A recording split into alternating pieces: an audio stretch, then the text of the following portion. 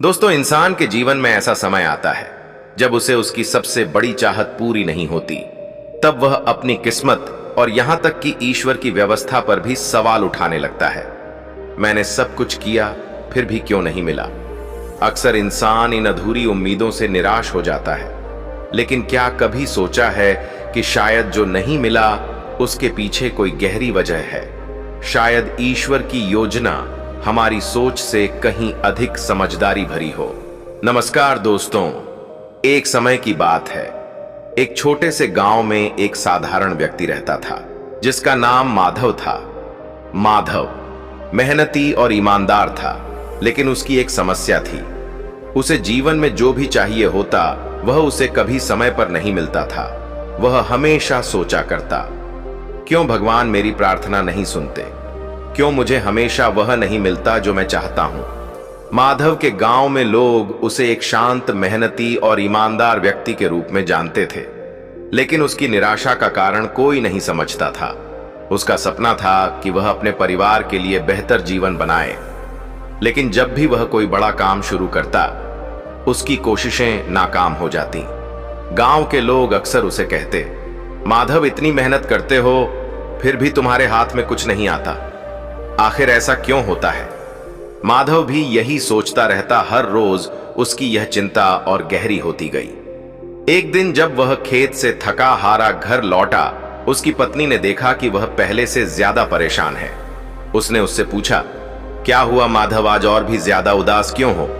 माधव ने गहरी सांस लेते हुए कहा, मैं नहीं जानता, मैंने इतनी मेहनत की, इतने सपने देखे, लेकिन मुझे कभी समय पर वह नहीं मिलता जो मुझे चाहिए।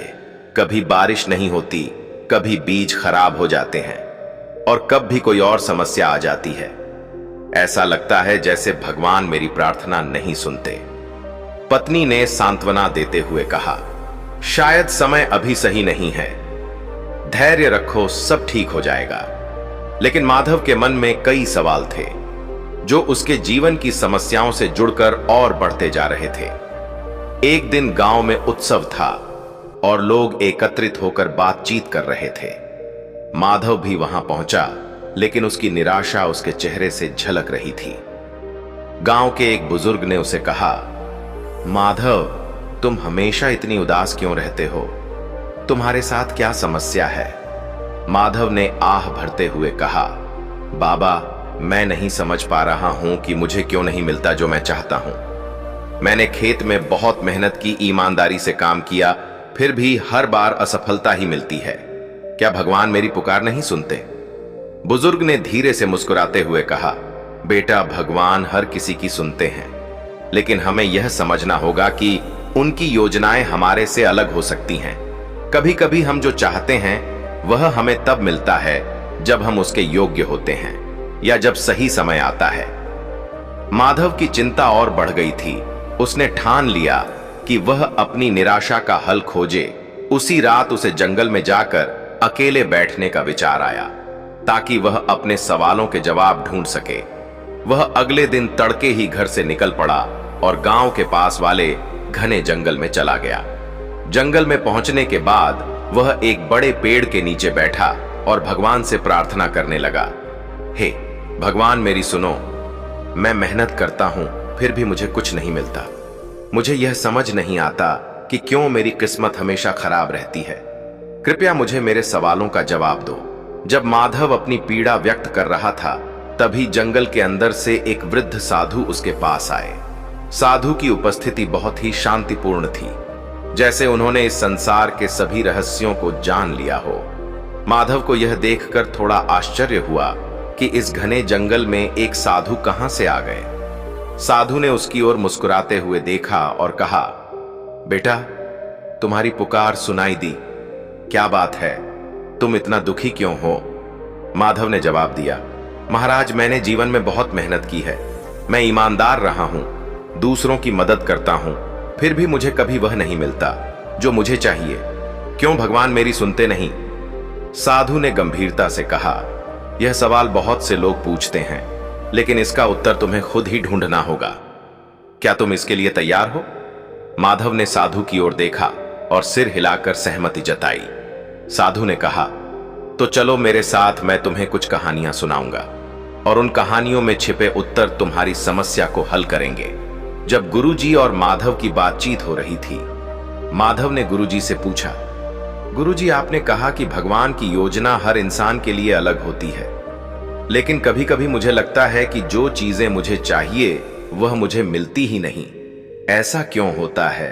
गुरुजी ने गहरी मुस्कान के साथ कहा, माधव, भगवान की योजना इंसान की समझ से बहुत परे होती है। कभी कभी जो हमें चाहिए होता है वह हमारे भले के लिए नहीं होता, और भगवान हमें वही देते हैं जो हमें वास्तव में चाहिए, ना कि वो जो हम चाहते हैं। माधव ने हैरानी से पूछा, लेकिन गुरुजी, क्या भगवान हमारी इच्छाओं को नहीं समझते? गुरुजी ने उसे समझाते हुए कहा, एक उदाहरण के रूप में मान लो कि एक छोटे बच्चे को आग की लपटों से खेलना बहुत पसंद है। वह बच्चा बार बार आग के पास जाता है और उससे खेलने की जिद करता है। उसके माता पिता उसे रोकते हैं क्योंकि उन्हें पता है कि आग उसे नुकसान पहुंचा सकती है। बच्चा यह समझता है कि उसके माता पिता उसे रोक रहे हैं और उसे वह खुशी नहीं मिलने दे रहे जो वह चाहता है, लेकिन असल में माता पिता उसे बचाने के लिए ऐसा कर रहे होते हैं क्योंकि वे जानते हैं कि आग कितनी खतरनाक है। माधव को यह उदाहरण समझ आ गया, लेकिन उसने फिर भी पूछा, तो क्या भगवान हमें हमारी इच्छाओं से बचाते हैं? गुरुजी ने कहा, हां बिल्कुल, भगवान की योजना भी इसी तरह होती है। वह जानते हैं कि हमें क्या चाहिए और क्या नहीं चाहिए, और सही समय पर वे हमें वही देते हैं जो हमारे लिए सही होता है। हमें धैर्य रखना चाहिए और उनकी योजना पर विश्वास करना चाहिए। कभी कभी हम जो चाहते हैं वह हमें नुकसान पहुंचा सकता है या हमें सही समय पर नहीं मिलता, लेकिन भगवान हमें हमेशा वह देते हैं जो हमारे जीवन को बेहतर बनाए। बस हमें उनकी योजना को समझने की आवश्यकता है। फिर गुरुजी ने एक और उदाहरण दिया। मान लो कि एक किसान ने बीज बोया है, उसे तुरंत फसल नहीं मिलती। किसान हर रोज अपने खेतों की देखभाल करता है, मेहनत करता है, लेकिन फसल आने में समय लगता है। किसान धैर्य रखता है क्योंकि उसे पता है कि प्रकृति का अपना समय होता है। अगर वह अधीर होकर तुरंत फसल पाने की कोशिश करें तो वह अपनी मेहनत को बेकार कर देगा। इसी तरह भगवान की योजना भी समय लेती है। वे हमारे लिए सबसे अच्छे समय पर सबसे अच्छे परिणाम देते हैं। इसके बाद वे दोनों जंगल की गहराइयों में एक शांत स्थान पर चले गए। वहां बैठकर साधु ने पहली कहानी शुरू की। साधु ने माधव को किसान की कहानी सुनाई।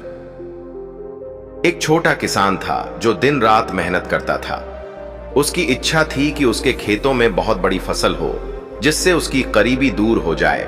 उसने हर बार बेमौसम बारिश का सामना किया। कभी कीड़ों का हमला हुआ तो कभी जमीन खराब हो गई। किसान बहुत निराश हो गया और सोचने लगा, भगवान मेरी सुनते क्यों नहीं? मैं इतनी मेहनत करता हूं फिर भी मुझे कुछ क्यों नहीं मिलता? मोहन ध्यान से सुन रहा था। साधु ने कहा, लेकिन किसान ने एक बात नहीं समझी। वह अपनी मेहनत तो करता था, लेकिन बिना योजना और समझ के उसे पता नहीं था कि कब बीज बोना है, कब खेतों को तैयार करना है, और उसने कभी प्रकृति के संकेतों को समझने की कोशिश नहीं कि जब उसने सही समय और तैयारी के साथ काम किया तो उसकी फसल भी अच्छी हुई। माधव ने सिर हिलाते हुए कहा, तो किसान को पहले अपने तरीके सुधारने चाहिए।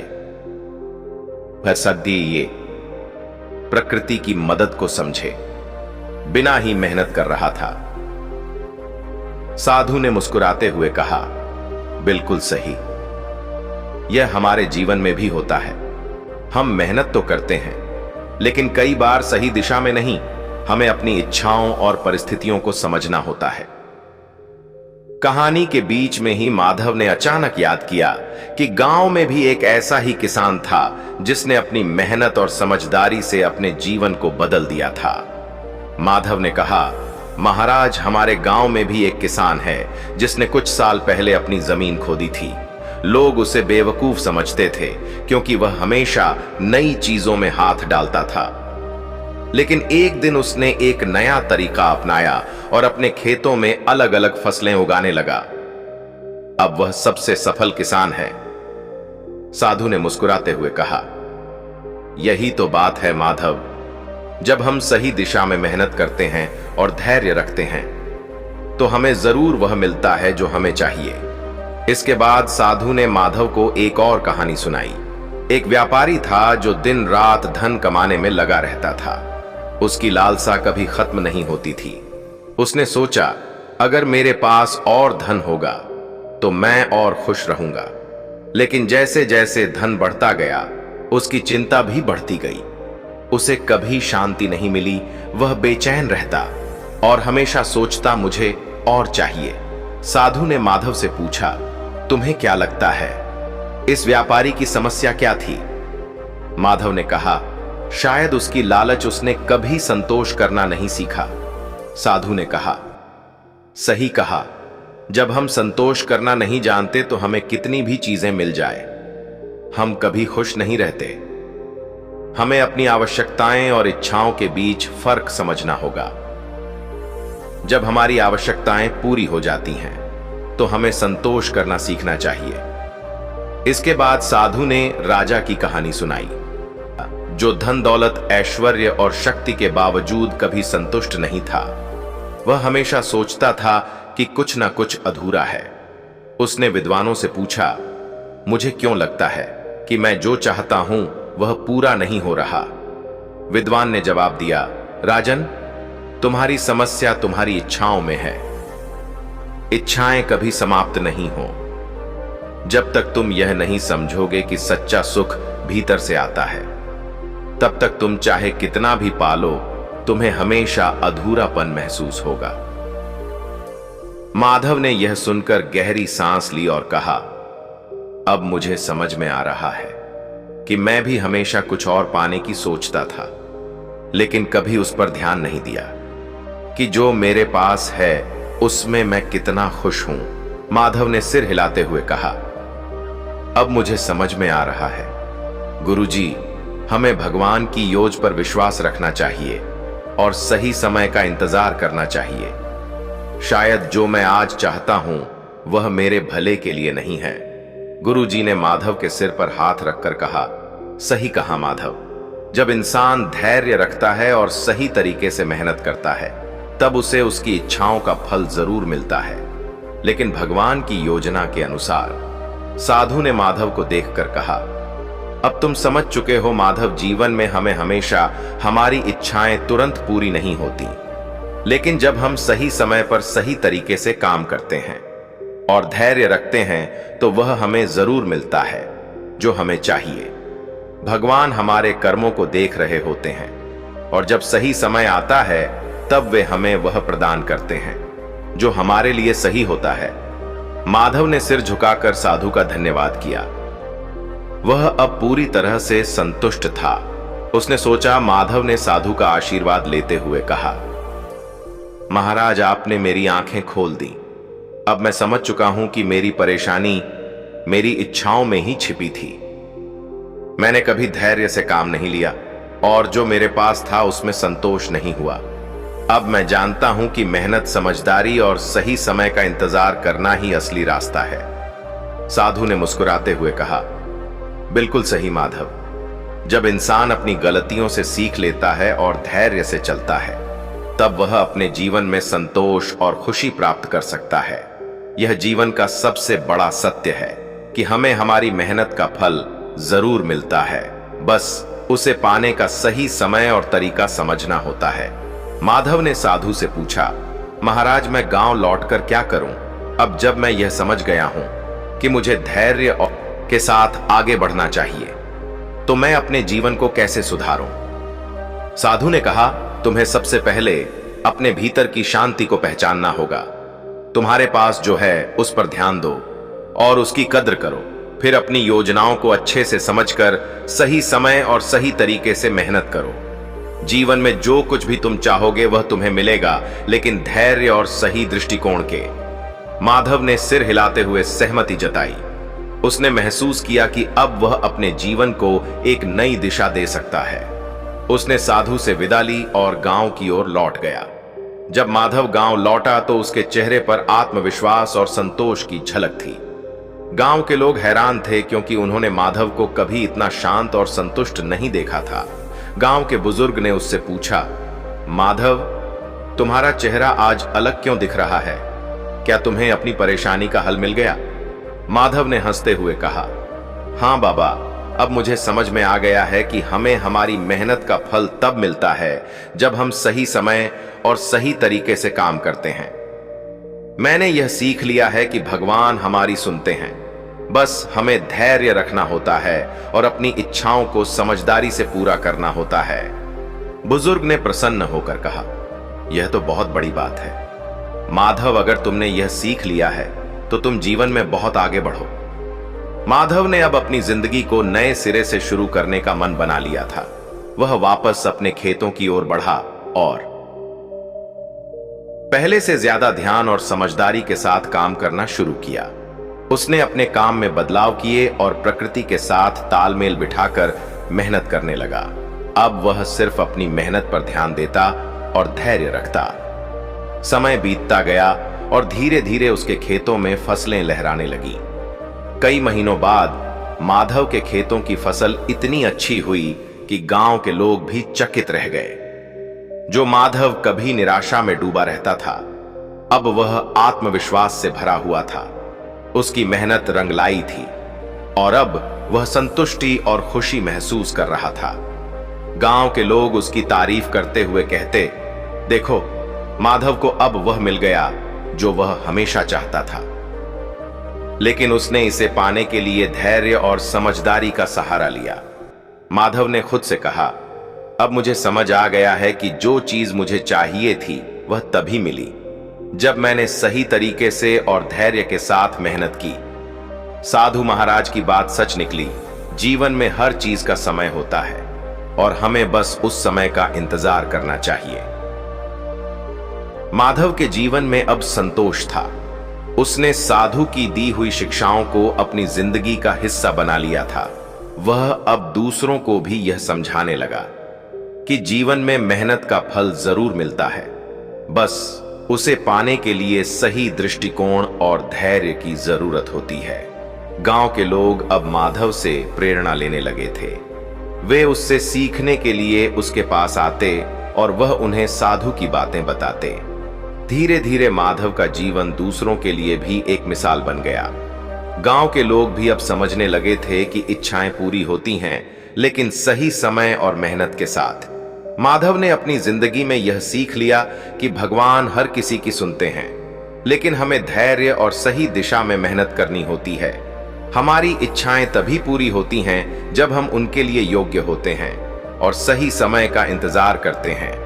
साधु महाराज की शिक्षाएं उसके लिए एक महत्वपूर्ण मोड़ साबित हुईं और उसने अपने जीवन को एक नई दिशा दी। माधव की कहानी यह बताती है कि इंसान को जो चाहिए वह जरूर मिलता है, लेकिन उसे पाने के लिए धैर्य, सही दृष्टिकोण और ईमानदारी से मेहनत करनी पड़ती है।